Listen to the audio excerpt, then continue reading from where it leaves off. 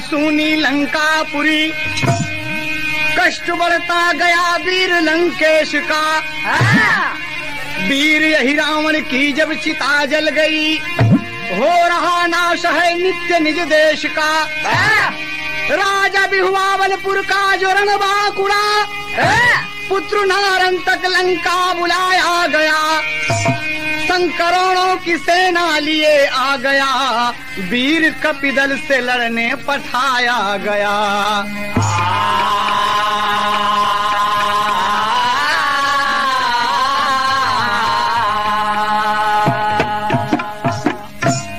सोनोटोन से एक गीत सुने आप रामचरितमानस से, नारंतक वध।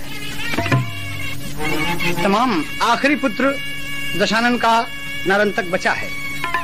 मंत्रीगण बताए कि उसे बुला लीजिए। बिहुआवलपुर से लाया गया तो आया लंकापुरी में, और अपने पिता की दशा देखकर, माँ की दशा देखकर, पूरे भाइयों का विनाश देखकर नारंतक चकित रह गया। रानी बिंदुमती मना करती है कि आप जंग में न जाएं, कहना ये मेरे कुल परिवार की बात है, मेरे तमाम भाई मारे गए। और आज वीर सज धज के जब मैदान भूमि में, मैदान जंग में जाता है तो तमाम बानरी सेना घेर लिया उसे। नारंतक कह रहा है, बाबूजी तार झक जी, सोचता है नारंतक,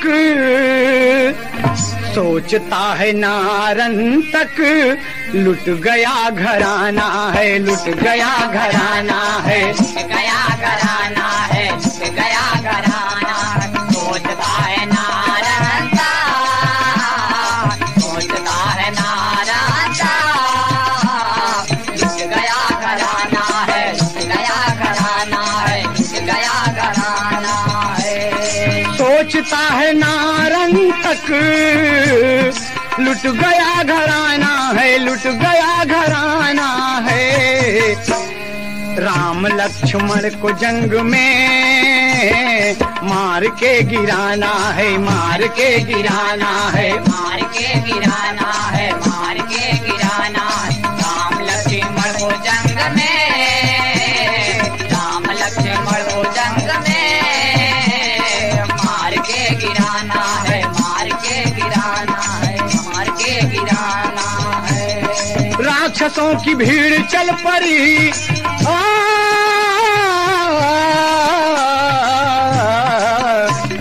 राक्षसों की भीड़ चल पड़ी, अब उधम मचाना है, अब उधम मचाना है।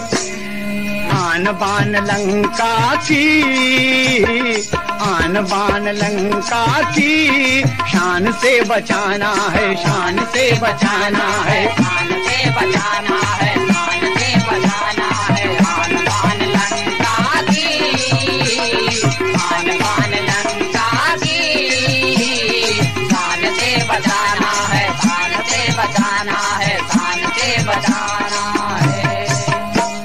दोनों दल सजग खड़े हैं, दोनों दल सजग खड़े हैं, दोनों दल सजग खड़े हैं। नारंतक ने ललकारा, नारंतक ने ललकारा, नारंतक ने ललकारा।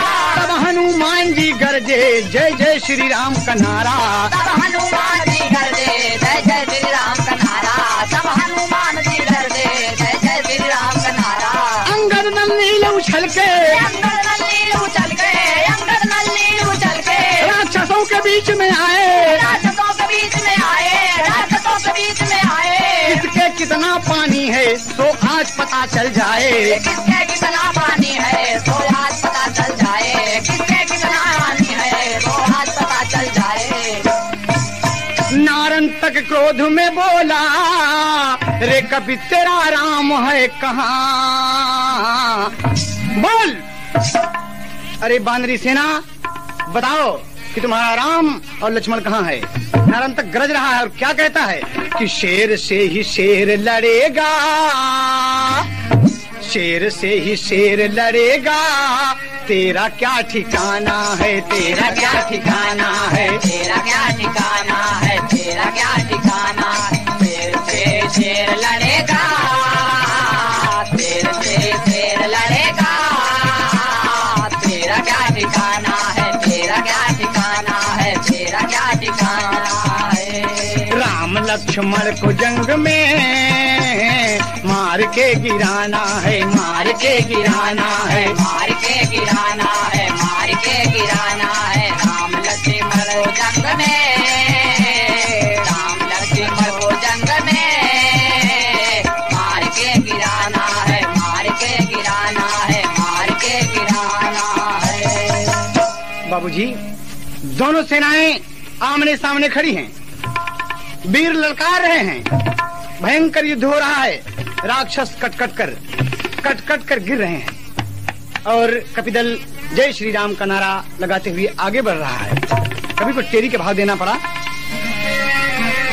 धरती पे लाश बिछ गई, धरती पे लाश बिछ गई, देख कर मौत का तांडव कांप गया आकाश। धरती पे लाश बिछ गई, देख कर मौत का तांडव कांप गया आकाश। धरती पे लाश बिछ गई, देख कर मौत का तांडव कांप गया आकाश। धरती पे लाश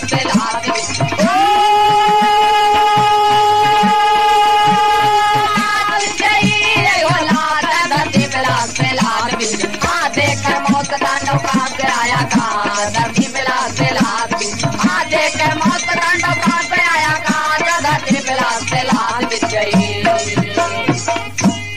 महावीर ललकार के दौड़े राक्षस अति उद्दंड सुनो, बाकी एक पुत्र नारंतक इसको बड़ा घमंड सुनो। कपिदल कभी हटे ना पीछे, सदैव रहे अखंड सुनो। मुगदर गदा कटार लिए कर में त्रिशूल प्रचंड सुनो। बाबूजी, मुगदर गदा कटार त्रिशूल तमाम प्रचंड हथियार लेकर दोनों दल आमने सामने डटे हैं, एक दूसरे का सर काट रहे हैं, मार रहे हैं। बाबूजी, नारंतक की छाती में एक घूंसा हनुमत मारे, खींच के एक घूंसा मारे और क्या कहते हैं, मूर्छित कायर गिरा जंग में। तब अंगद ललकारे, धरती पे लाश बिछ गई। अरे बाली सुत फटकारे, कई न उबई सत्यानाश। धरती पे लाश बिछ गई,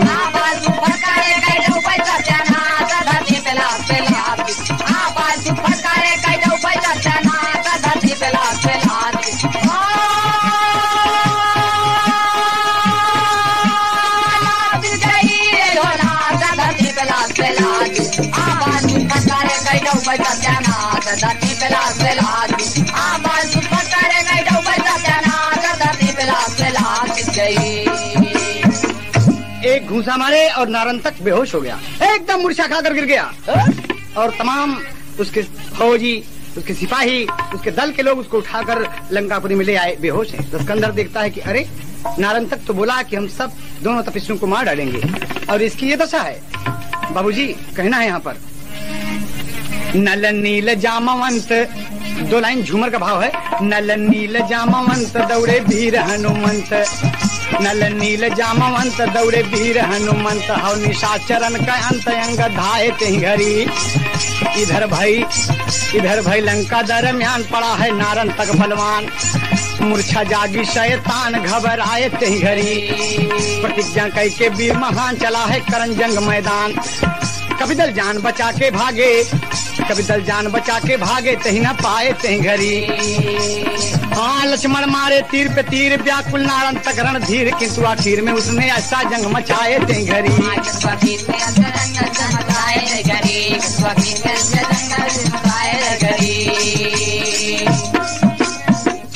आ गया मूर्छा जागी और रण क्षेत्र में पुनः मौजूद है। और बाबूजी लक्ष्मण जी तीर पे तीर मार रहे हैं और कहना है, नारंतक का अंत न होता रामचंद्र घबराए। कई दिन लड़ाई होती है, नारंतक का अंत ही नहीं होता। मर्यादा पुरुषोत्तम चकित हो गए, क्या बात है। नारंतक का अंत न होता रामचंद्र घबराए। अरे पूरा कपिदल शोकित है, इतने में नारद आए। धरती पे लाश बिछ गई। अरे बताए मौत की, अरे बताए नारंतक की मौत का कारण खास। धरती पे लाश बिछ गई। बताए नारंतक की मौत का कारण खास। धरती पे लाश बिछ गई। बताए नारंतक की मौत का कारण खास।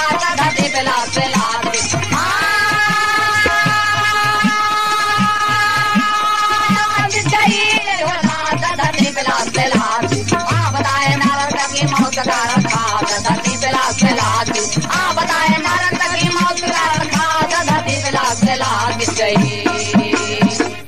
पूरा कपितल शोकित है, सोनोटोन से सुने आप।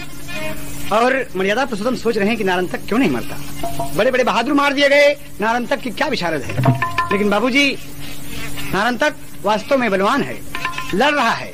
ये रावण का वो बेटा है जो मूल नक्षत्र में पैदा हुआ था बाबूजी। रावण इसे अपना दोषी समझकर फेंक दिया था और आज वो बेटा काम कर रहा है। जब राम घबराए हुए हैं, इतने में नारद जी का आगमन हो गया। ब्रह्मा जी के आदेश से लौकी का कमंडल लिए, करताल लिए, नारायण नारायण नारायण करत कपितल में उपस्थित हो गए। और क्या कहते हैं, गोस्वामी जी रामचरितमानस में लिखते हैं, ओ सदाय नाथ नाथ भगवाना, विनय विरंचि करई परिमाना।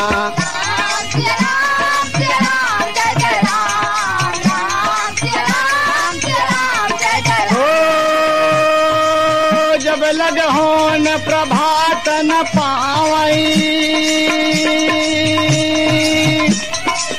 तब लग हरि हरि सुत लैयावई।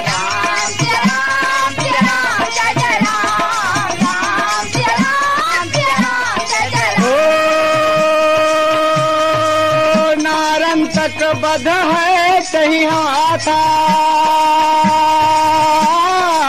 दधि बल नाम भक्त तब नाथा।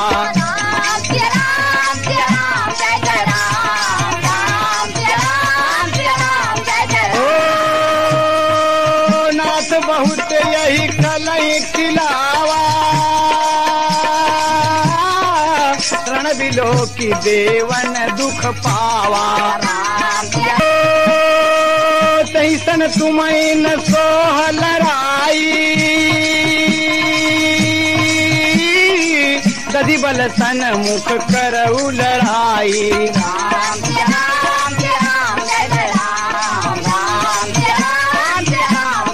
हो तैसन तुम्हें न सोई लड़ाई, दधि बल सन मुख करऊ बुलाई।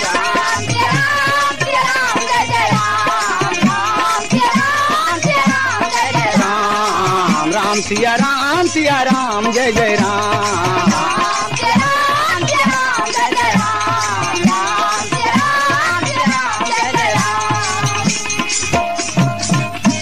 बाबूजी, नारंतक बुलाया गया। नारंतक की मौत का कारण नारद जी बताए कि सुग्रीव का बेटा दधिबल इसके मुकाबले में लड़ेगा, उसी के हाथ से इसकी मौत है। ब्रह्मा जी ने ऐसा कहा है, इसलिए मैं आया हूँ रघुनाथ जी। कारण बताकर जब नारद जी चलने लगे तो भगवान सोच में पड़ गए और बताए हैं कि सुबह होने के पहले पहले दधिबल आ जाना चाहिए। तब श्री राम जी विचार करके महावीर जी को समुद्र के बीच धौलागिरी पर्वत जहाँ है वहाँ पर भेजते हैं। ये दधिबल बाल सुग्रीव के विवाद से चला गया था तपस्या करने के लिए, उसी को आज बुलाया जा रहा है। महावीर जी पहुँचे, जब धौलागिरी पर्वत पर देखते हैं समुद्र के बीच में, तो वो राम राम राम राम राम राम सीता राम कह रहा है। हनुमान जी को कोई मौका नहीं मिलता और इसी के बीच में वो तपस्या में लीन है। उसको लघुशंका लगी, मौका देखकर हनुमान जी जय श्री राम का नारा लगाए और जय श्री राम शब्द सुनते ही आ गया दधिबल। कहा आप कौन हैं? परिचय जब दिया तो हनुमान जी को देखकर प्रसन्न हो गया, मिलकर खुश हुआ। तो क्या कहता है, ताज लगा के कभी को देना पड़ा। हनुमत के चरणवा गिर के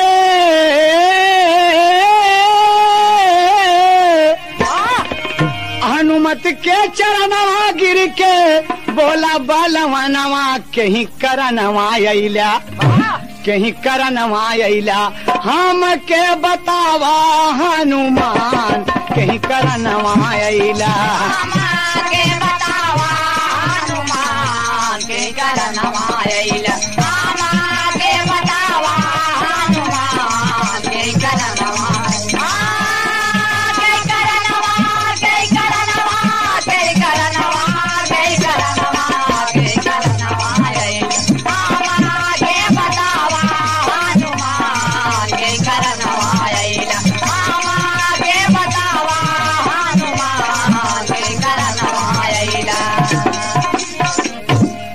महावीर राम का बताए कुल संदेशवा। महावीर राम का बताए कुल संदेशवा। महावीर राम का बताए कुल संदेशवा। सुन के वीर दाधी बल के भई ललकले सवार। सुन के वीर दादी बल के भाई ललकले सवार। सुन के वीर दादी बल के भाई ललकले सवार। चाली भैले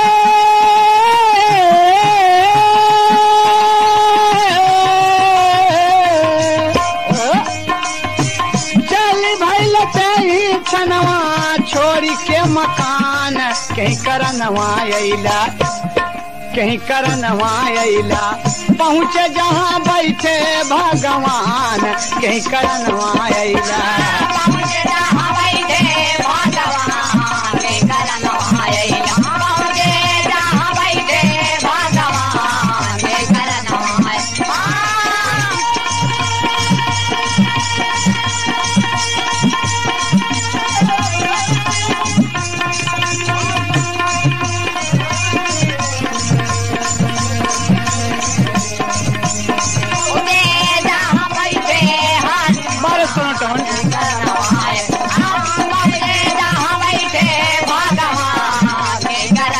अइला। राम को प्रणाम किहले दिहले आशीष हो। राम को प्रणाम किहले दिहले आशीष हो। राम को प्रणाम किहले दिहले आशीष हो। मिले सुग्रीव सुत से हंसले कपीस हो। मिले सुग्रीव हंसले हंसले कपीस हो। मिले सुग्रीव हंसले हंसले कपीस हो। छाती से लगैले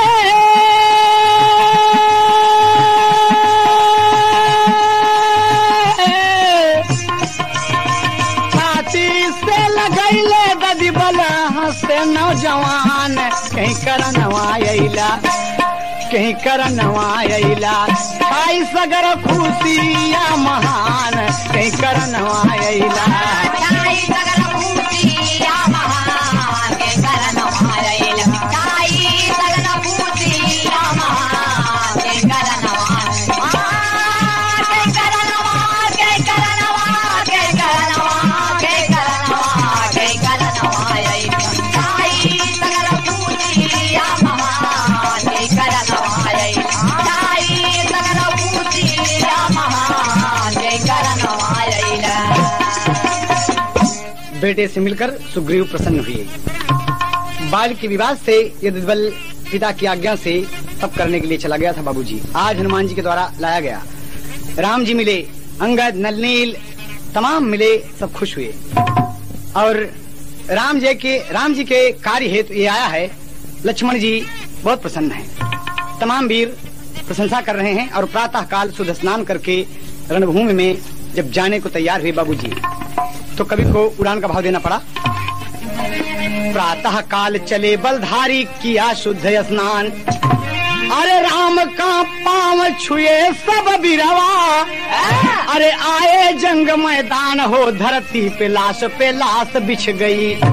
अरे शान से चले बहादुर आए अरि के पास धरती पे लाश बिछ गई। आसान से चले बहादुर आए अरि के पास धरती पे लाश आसान से चले बहादुर आए अरि के पास धरती पे लाश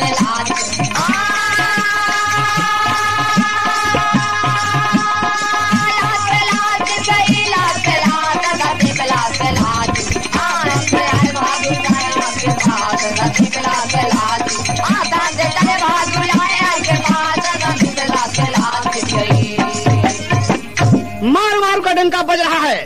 दोनों दल आमने सामने डर गए बाबूजी। आज दधिबल नारंतक के मुकाबले में आता है और नारंतक को यह बात को पता लगी। ये दोनों गुरु भाई हैं बाबूजी, एक ही गुरु से शिक्षा पाए हैं। आज दधिबल सुग्रीव का बेटा लड़ने के लिए नारंतक से आया है। तो बाबूजी कवि को एक ताज देना पड़ा। ताज जब है, अरे पप्पी मास्टर एक पत्ती पढ़ लिया। पपीहरा हरि के बोल जनी बोला पपिहरा, हरि के बोल जनी बोला पपिहरा, हरि के बोल जनी बोला।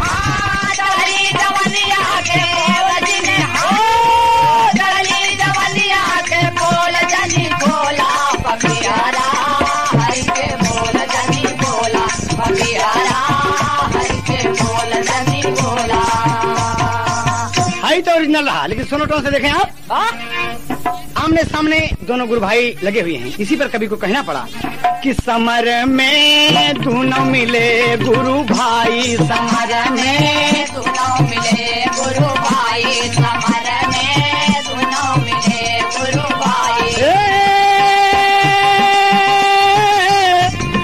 पावन तीर्थिया करतिया निभाई, समर में दोनों मिले गुरु भाई, समर में दोनों मिले गुरु भाई। पावन तीर्थिया करतिया निभाई, पावन तीर्थिया करतिया निभाई, समर में दोनों मिले गुरु भाई, समर में दोनों मिले गुरु भाई।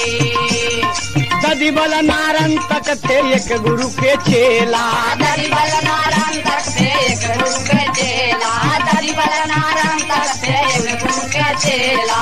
लड़ाई बदे आए एक दूजे से गदेला, लड़ाई बदे आए एक दूजे से गदेला, लड़ाई बदे आए एक दूजे से गदेला। हाँ गरवा मिले दुई नौसुआ बहाई, समर में दोनों मिले गुरु भाई, समर में दोनों मिले गुरु भाई, समर में दोनों मिले गुरु भाई। बहुत अच्छा मास्टर छोटे लाल भारत सोनोटोन।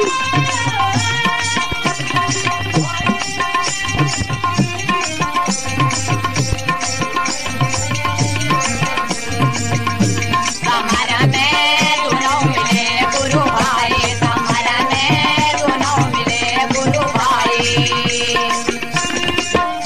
बाबूजी दोनों गुरु भाई जब मिले तो प्रेम छलक पड़ा और नैनों से आंसू गिरने लगे। कहा नारंतक कैसे हो? कहा ठीक है भाई। दधबल कैसे हो भैया? कहा ठीक है। दोनों एक दूसरे से लड़ने के लिए आ जाए हैं बाबूजी, लेकिन गुरु भाई के नाते मिले जब तो प्रेम उमड़ पड़ा। अरे दधिबल बोला नारंतक से बतिया, दधिबल बोला नारंतक से बतिया, दधिबल बोला नारंतक से बतिया। राम से नरार करा होए दुर्गतिया, राम से नरार करा होए दुर्गतिया, राम से नरार करा होए दुर्गतिया। चला माफी मांगा जहाँ हमारा गुराई, समर में दोनों मिले गुरु भाई, समर में दोनों मिले गुरु भाई, समर में दोनों मिले गुरु।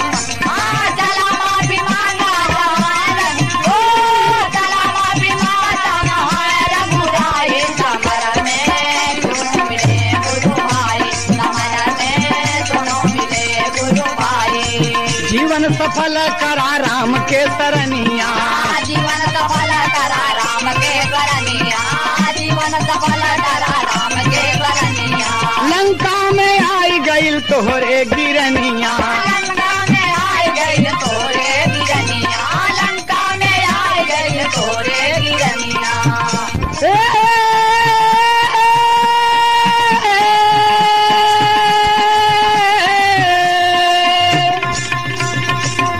हाँ कपिदल से जंग कई के गईले अघाई, समर में दोनों मिले गुरु भाई, समर में दोनों मिले गुरु भाई, समर में दोनों मिले गुरु। कपिदल से जंग करके गईला, ओ कपिदल से जंग करके गईला भाई, समर में दोनों मिले गुरु भाई, समर में दोनों मिले गुरु भाई। दधिबल की बात सुनकर दधिबल कहता है कि आप राम से माफी मांगे और लड़ाई न लड़े गुरु भाई। दधिबल की बात सुनकर नारंतक क्रोध में आ गया और बोला, बाबा अरे बानर डरपोक होते हैं। हट! और नारंतक ललकार कर क्या कहता है बाबूजी? क्या कहता है? तार जो भाई है करूंगा राम से मैं संग्राम नाम नारंतक है। करूंगा राम से मैं संग्राम नाम नारंतक है। करूंगा राम से मैं संग्राम नाम नारंतक है। नाम नारंतक नाम नारंतक नाम नारंतक है। राम लक्ष्मण को करूं तमाम नाम नारंतक है। राम लक्ष्मण को करूं तमाम नाम नारंतक है। राम लक्ष्मण को करूं तमाम नाम नारंतक। कैसे होता है? दोनों लड़ने के लिए तैयार हैं और इतना कहा कि राम लक्ष्मण को करूं तमाम नाम नारंतक है। एक कहकर नारंतक दौड़ पड़ा तो कभी को अंतरे में भाव देना पड़ा। क्रोध में राम की ओरी दौड़ा दधि बल पूंछ बढ़ाए। अरे लिया लपेट पूंछ में झट वह दुष्ट दौड़ ना पाए। नाम नारंतक है, नाम नारंतक है। अरे कूद कर पकड़ लिया बलधाम नाम नारंतक है। कूद कर पकड़ लिया बलधाम नाम नारंतक है। कूद कर पकड़ लिया बलधाम नाम नारंतक है। कूद कर पकड़ लिया बलधाम नारंतक नाम नारंतक नाम नारंतक है। कूद कर पकड़ लिया बलधाम नाम नारंतक है। कूद कर पकड़ लिया बलधाम नाम नारंतक है। पूंछ में अपनी पूंछ में दधिबल लपेट लिया। नहीं नारंतक, तुम आगे नहीं जाओगे, मर्यादा पुरुषोत्तम की तरफ नहीं बढ़ोगे, लक्ष्मण की तरफ तुम नहीं बढ़ोगे। कहा दधिबल तुम मेरे गुरु भाई होकर मुझे लपेट लिए कहा? मैं इसलिए मर्यादा पुरुषोत्तम की तरफ से लड़ने आया हूँ और अगर तुम मेरी बात नहीं मानते तुम राम की शरण में नहीं आते तो मुझसे जंग करो।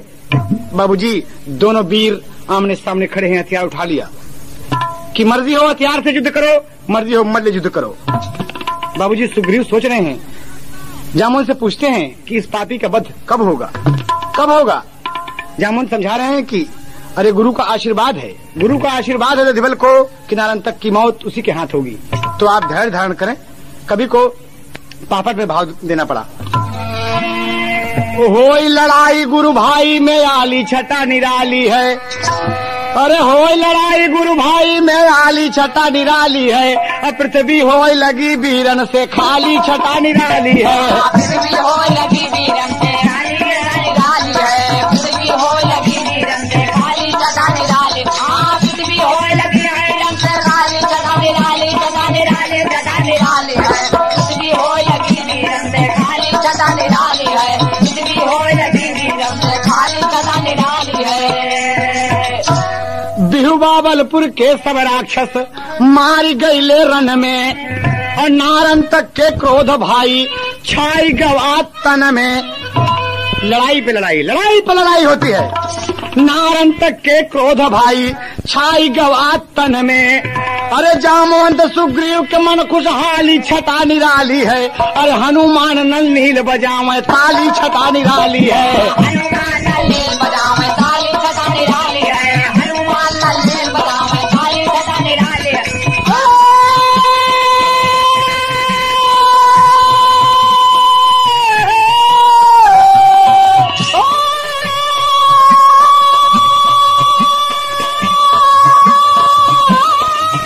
बहुत अच्छे बेटे।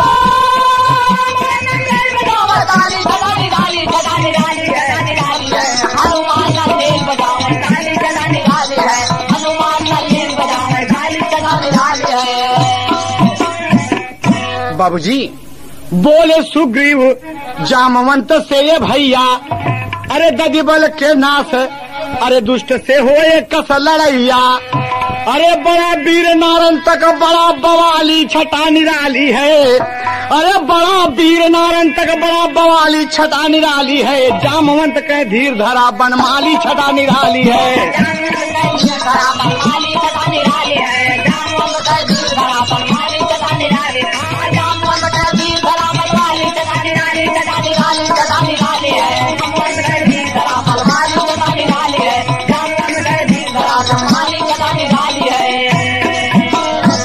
भयंकर युद्ध दोनों गुरु भाई में हो रहा है, नारंतक और दधिबल के बीच। बाबूजी लड़ाई के मैदान में दोनों जुड़े हुए हैं और जामवंत कहे कि भैया सुग्रीव धैर्य धारण करा, मौत होगी इसकी। सारा कविदल तारीफ कर रहा है कि धन्य हो दधिबल, धन्य हो दधिबल, तुम्हारी वीरताई का धन है। देखी तज लग गई कि कहाँ कटी कूली, यही दर्ज हो। दधिबल के बड़ाई कपिदल अरे करता बखान धन सुग्रीव कसेरवा, धन सुग्रीव कसेरवा, अरे तोरी बीरतैया महान धन सुग्रीव कसेरवा, तोरी बीरतैया महान धन सुग्रीव कसेरवा, तोरी बीरतैया महान धन सुग्रीव कसेरवा, तोरी बीरतैया महान धन सुग्रीव कसेरवा। तारीफ करते हैं कि क्रोधित नारंतक भइले,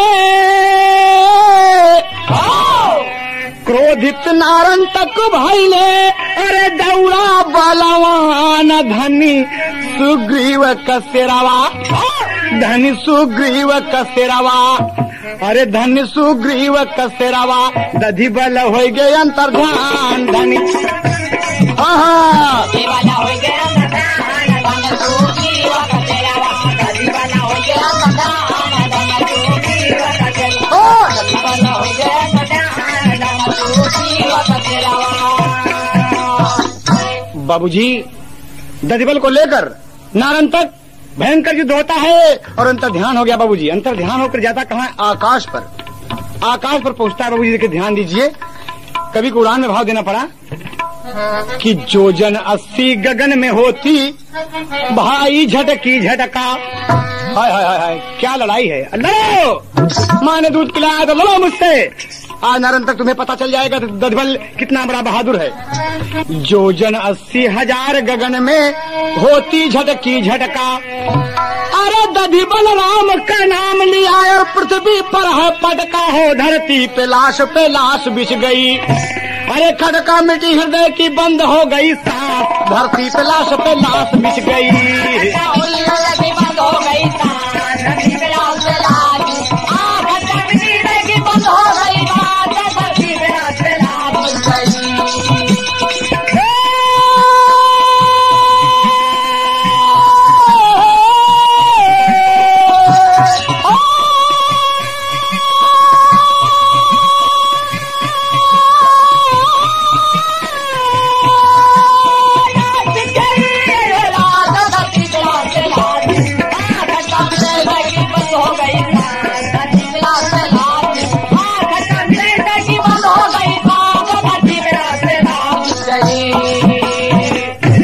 बाबूजी उठाकर सुग्रीव का बेटा दधिबल नारंतक को पटक दिया 80 योजन गगन के ऊपर से नीचे तक गिरा और गिरता है बाबूजी।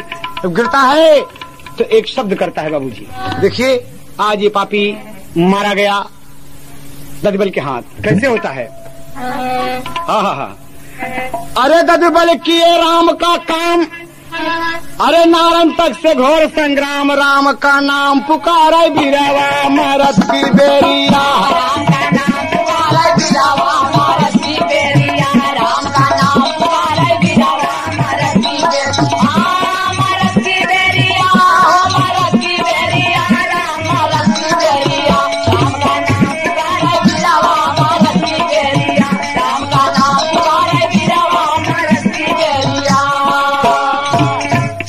मूल नक्षत्र में पैदा नारंतक रावण का बेटा, अरे सुग्रीव पुत्र दधिबल ने मारा दुष्ट धरनी पर लेता, गुरु भाई के खातिर पिरवा मरत की बेरिया।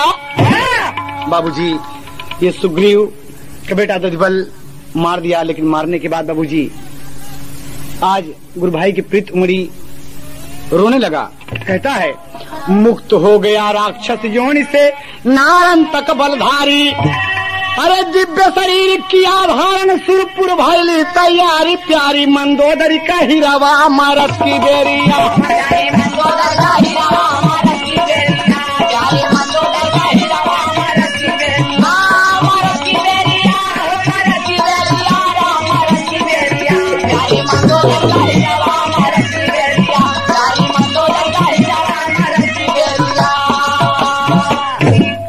गुरु भाई मर गया सोच में दधिबल रुदन मचावे, अरे नारंतक की लाश उठा लंका में वीर बहावे, बहादुर चला काट के सिरवा मरत की बेरिया। बाबूजी उठाकर लाश नारंतक की लंका में फेंक दिया। कभी को यहाँ कहना पड़ा, अरे नारायण तक किला से उठा लंका में वीर बहावे बहादुर चला काट के सिरावा मारत की बेरिया।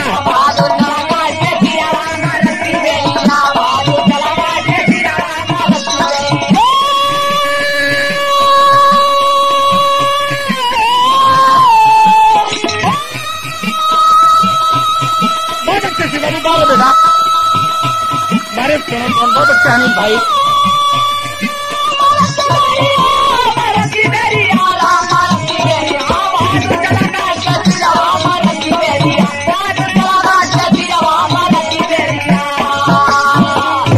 सर काट लिया और धड़ लंका में फेंक दिया बाबूजी। नारायण तक का शीश जब काट कर दधिबल चलता है तो रामचंद्र जी के पास जब आता है बाबूजी और शरीर तो लंका में फेंक दिया, तो देखिए यहाँ पर जब राम के पास पहुँचता है, आयऊ दधिबल प्रभु के पास और देखी हर्ष उठ रमा निवासा। सानुज राम मिले अति प्रीति और परम प्रसाद नाथ नितरीति। देखी कौतुकी रिपुसुत शीसा सुनहु सुकंठ कहे जगदीशा। नारन तक कर शीस धरावहु यतन समेतन सैत चलावहु। गोस्वामी जी कहते हैं कि दधिबल की सभी प्रशंसा करते हैं और कहते हैं कि धन्य हो दधिबल, तुमने श्री राम जी नारायण तक का शीश यतन से रखवा दिए, इसको रख दो कोई गड़बड़ी न होने पाए। और दधिबल से श्री राम जी प्रसन्न हैं और कहते हैं कि दधिबल यहाँ आओ बेटे, यहाँ आओ। कहा नाथ क्या बात है, तो कितना लगा था। भगवान क्या कहते, हे बेटा हमसे मन चाह मांगा वरदान हो। हे बेटा हमसे मन चाह मांगा वरदान हो। हे बेटा हमसे मन चाह मांगा वरदान। का करी तोहरा बखान हो, का करी तोहरा बखान हो। ये बेटा हमसे मन चाह मांगा वरदान हो। हे बेटा हमसे मन चाह मांगा वरदान हो। हे बेटा हमसे मन चाह मांगा वरदान हो। नारायण तक ऐसा बलधारी रण में उसे दिया तुम्हारी। नारायण तक ऐसा बलधारी रण में उसे दिया तुम्हारी। नारायण तक ऐसा बलधारी रण में उसे दिया तुम्हारी। सचमुच बड़े बलवान, सचमुच बड़े बलवान। ए बेटा हमसे मन चाह मांगा वरदान। ए बेटा हमसे मन चाह मांगा वरदान हो। ए बेटा हमसे मन चाह मांगा वरदान। बाबूजी कहना है यहाँ पर दधिबल श्री राम कह रहे हैं कि बेटा मांगो जो तुम्हें जरूरत हो, मन चाहा वरदान मुझसे मांग लो। तो दधिबल कहता है कि ए नाथ, ए दुनिया के मालिक, एक विनती है। कहा बोला, दधिबल अपनी विनय सुनाए राम नाम हमारे मन भाए। दधिबल अपनी विनय सुनाए राम नाम हमारे मन भाए। दधिबल अपनी विनय सुनाए राम नाम हमारे मन भाए। हियरा में बसा भगवान, हियरा में बसा भगवान हो। बेटा हमसे मन चाह मांगा वरदान हो। हे बेटा हमसे मन चाह मांगा वरदान हो। हे बेटा हमसे मन चाह मांगा वरदान। क्या कहते, अपने सर पे ताज धरो तुम, अपने सर पे ताज धरो तुम, अपने सर पे ताज धरो तुम। बावलपुर राज करो तुम, बावलपुर राज करो तुम, बावलपुर राज करो तुम। गए दस जगत जहान। ए बेटा हमसे मन चाह मांगा वरदान हो। हे बेटा हमसे मन चाह मांगा वरदान हो। हे बेटा हमसे मन चाह मांगा वरदान।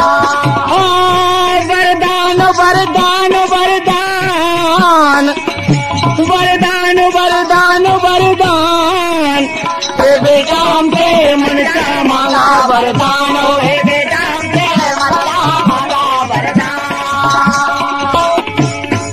बाबूजी वो कहता है कि आपके चरणों में मेरी प्रीत बनी रहे, भगवान आप मेरे मन में बसे रहें, यही मेरी मांगन है आपसे। यही मैं चाहता हूँ प्रभु दधिबल की प्रीत देकर राम छाती से लगा लिए, कहा दधिबल तुम्हारा नाम अमर हो बेटे, जगत जहान तुम्हारा यश गाएगा। जाओ तुम, मैं अपनी मर्जी से तुम्हें बिहावलपुर का राजा बनाता हूँ और वहाँ तुम राज करो, मेरी भक्ति सदैव बनी रहे। दधिबल भगवान के चरणों में गिर गया बाबूजी और रो रो प्रभु को प्रणाम किया और वहाँ से चलता बना। इधर देखें बाबूजी, राम लक्ष्मण जामवंत सुग्रीव और हनुमान, अरे अंगद मिले नील नवधाये दधिबल के पयान, धरती पे लाश गिर गई। अरे शान से बिहावलपुर दधिबल करे निवास, धरती पे लाश गिर पड़ी।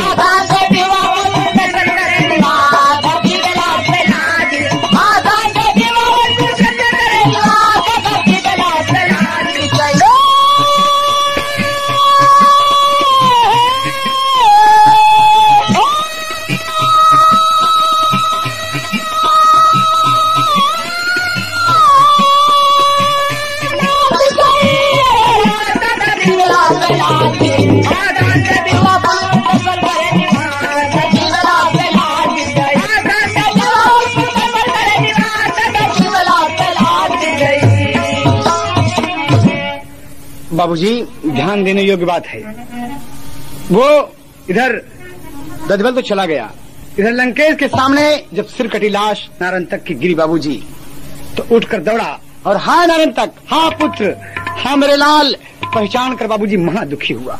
हाय हाय नारंतक कहकर बाबूजी दुष्ट रावण आज मूर्छित हो गया। अपने बेटे के शोक में लंका में तमाम शोर मच गई। इस बात का शोर हुआ कि नारंतक मारा गया। मंदोदरी एवं नारंतक की रानियां व्याकुल हो गई बाबूजी, व्याकुल हो गई, पृथ्वी पर गिर पड़ती हैं, लोट लोट पड़ती हैं कि हाँ स्वामी, हाँ नाथ, आज बिंदुमती, चित्ररेखा आदि पटरानियां नारंतक की रो रही हैं कि मैंने मना किया आपको कि आप जंग में ना जाएं, राम से राज न करें, लेकिन आज उसका परिणाम अच्छा नहीं हुआ मेरे भगवान, आपने मुझे लूट लिया। नारंतक के प्रति रोती हैं बाबूजी और क्या कहती हैं, एक भोजपुरी तर्ज है, रानियां कहती हैं,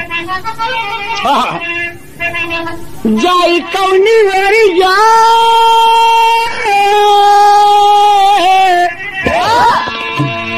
जाई कौनी वारी आधारतिया न फाटी, सेनुरवा भैले माटी, बिना रे सजनवा सेनुरवा भैले माटी, बिना रे सजनवा सेनुरवा भैले माटी, बिना रे सजनवा सेनुरवा भैले माटी, बिना रे सजनवा सेनुरवा भैले माटी, बिना रे सजनवा सेनुरवा भैले माटी, बिना रे सजनवा सेनुरवा भैले माटी, बिना रे सजनवा।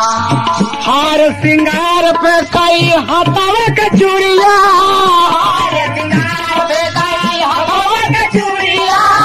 लोटली धरानिया पे लागी गई धूरिया, लोटली धरानिया पे लागी गई धूरिया, लोटली धरानिया पे लागी गई धूरिया। जीवन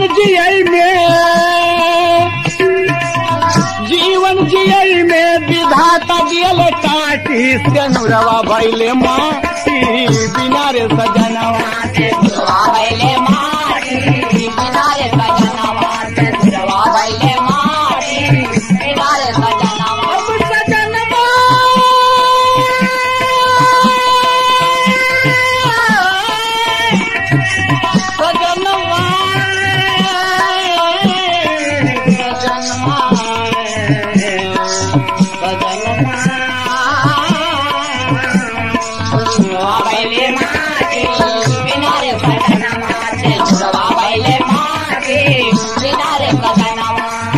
सासु मंदोदर बिंदु मती का बुलावे, सासु मंदोदर बिंदु मती का बुलावे, सासु मंदोदर बिंदु मती का बुलावे, सासु पतोहू रो रो असुए बहावे, सासु पतोहू रो रो असुए बहावे, सासु पतोहू रो रो असुए बहावे। अरे कच्ची फसलिया बच्ची फसलिया विधाता लियल काटी से नुरवा भैले माटी बिना रे सजनवा से नुरवा भैले माटी बिना रे सजनवा से नुरवा भैले माटी बिना रे सजनवा से नुरवा भैले माटी बिना रे सजनवा से नुरवा भैले माटी बिना रे सजनवा से नुरवा भैले माटी बिना रे सजनवा से नुरवा भैले माटी बिना रे सजनवा। बाबूजी गौर करने की बात है। रो रो सभी अपना बुरा हाल कर डाले बाबूजी। जब मंदोदरी कहते कि बिंदुमती यहाँ आओ बेटी, यहाँ आओ। कहा माँ मैं क्या करूँ, कहा मैं बताती हूँ। मंदोदरी कहती है बाबूजी बिंदुमती से कि सुलोचना के सती होने की पूरी कथा सुना डाला। सुलोचना के सती होने की पूरी कथा जब सुना डाला तो क्या कहती है कि माँ तू करहु सो यतन उताउल मिलहु जाई जही पद निजराउल। अरे सुन सुत बधू नयान उपाऊ अजाऊ जहाँ राजत रघु राऊ। रामचंद्र जी के पास जाओ और अपने पति का शीश लाओ। तो कहती है कि जहीं विधि गई सुलोचना, जहीं विधि गई सुलोचना तहीं गति तुम भय त्याग। अनिरखहु रघुपति पद कमल लावहु पति सिर मांग। कहा माँ मैं जाऊं, डोली सज गई। और डोली सज गई बाबूजी तो कहना क्या हुआ कि नैना भैले सावनी बदरिया, नैना भैले सावनी बदरिया बोलावेला रे सांवरिया। नैना भैले सावनी बदरिया बोलावेला रे सांवरिया। नैना भैले सावनी बदरिया बोलावेला रे सांवरिया। डोलिया में बैठी झुरझुर बहाय लागी हसिया, बैठी झुरझुर बहाय लागी हसिया। तेही पर चढ़ाई लिहले प्रियवा के लसिया, चढ़ाई लिहले प्रियवा के लसिया। सासुर में आके कटाई गईली नसिया, जियत जिंदगी मोरे लागी गईली फंसिया, जियत जिंदगी मोरे लागी गईली फंसिया, जियत जिंदगी मोरे लागी गईली फंसिया। चित्ररेखा दूसरी गुजरिया, चित्ररेखा दूसरी गुजरिया बोलावेला रे सांवरिया। नैना भैले सावनी बदरिया बोलावेला रे सांवरिया।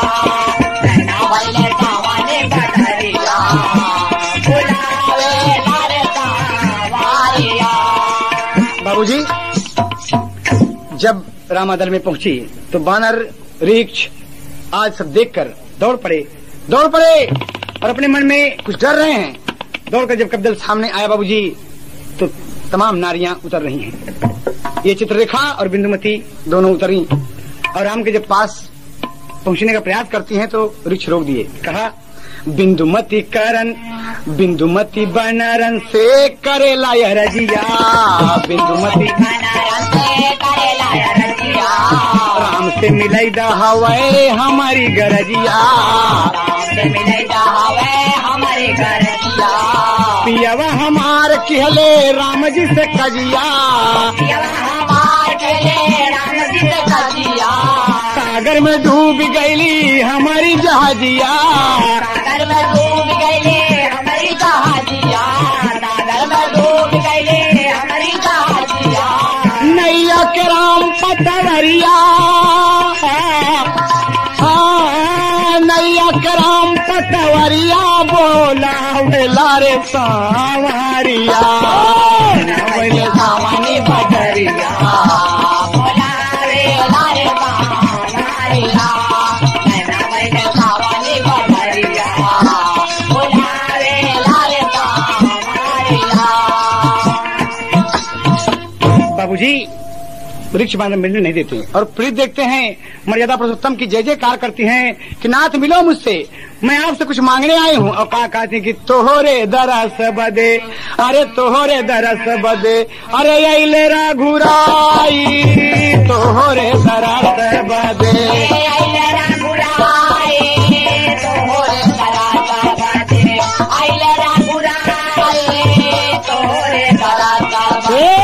देख के प्रीतिया, देख के प्रीतिया रघुबर दिल मुस्काई तोहरे दरस बदे, आए रघुराई तोहरे दरस बदे, आए रघुराई तोहरे दरस बदे। बाबूजी हे कृपा निधान, हे जगदीश पति का शीश दे दो, हे मर्यादा पुरुषोत्तम पति का शीश दे दो, हम रानियां सती हो जाएंगी। प्रीत देखकर भगवान प्रसन्न हुए कि बिंदुमती तुम धन्य हो, तुम धन्य हो, अगर चाहो तो मत रहो, तुम सुख पूर्वक राज करो, अपने पति को ले जाओ। कहा ना, नहीं नाथ, जब आपके दर्शन हो गए, मेरे पिया आपके हाथ से सुरधाम गए, तो हम सबका फर्ज है कि सती हो जाएंगे। आपका दर्शन पाके जीवन सफल हुआ नाथ, इस राक्षस यौन से मुक्ति मिल जाएगी। बाबूजी भगवान हंसकर क्या कहते हैं, जामवंत दे दीजिए शीश नारायण तक कलाकर। नारायण तक का शीश बाबूजी जब ले लिया, और तो भगवान क्या कहते हैं भक्त विभीषण से कि विभीषण सारा बैर भाई का त्याग करे, तुम्हारा भतीजा था। और सुनो एक पति बढ़ के मास्टर और बढ़ के क्या कहते हैं, अरे बोले राम जी विभीषण से सुनाए नितवा, और अपने हाथे, अरे अपने हाथे जाना रन तक के बनावा दीपावा,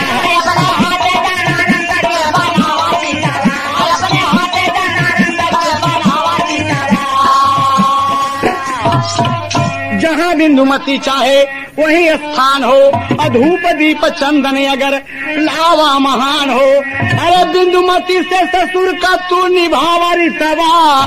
बाबूजी जहाँ पर सुलोचना जलल रही भैया, अरे वही चिता बनी बैठी 16 लुगैया, अरे देखे मंदोदरी रावण नारन तक पितवा। बाबूजी रो रहे हैं और 16 रानियां कहा गया। बाबूजी रामचरित मानस गवाह है कि एक साथ बैठी हुई हैं। और अग्नि, अरे प्रगट भैली अग्नि 16 सती भैली रानी, अरे प्रगट भैली अग्नि 16 सती भैली राखी, सुमन बरसावे देवता रामचंद्र साखी, अरे रघुनाथ अपने भक्त का करौले ही तबा, अपने हाथे जाना रन तक के बनावा सीतारा।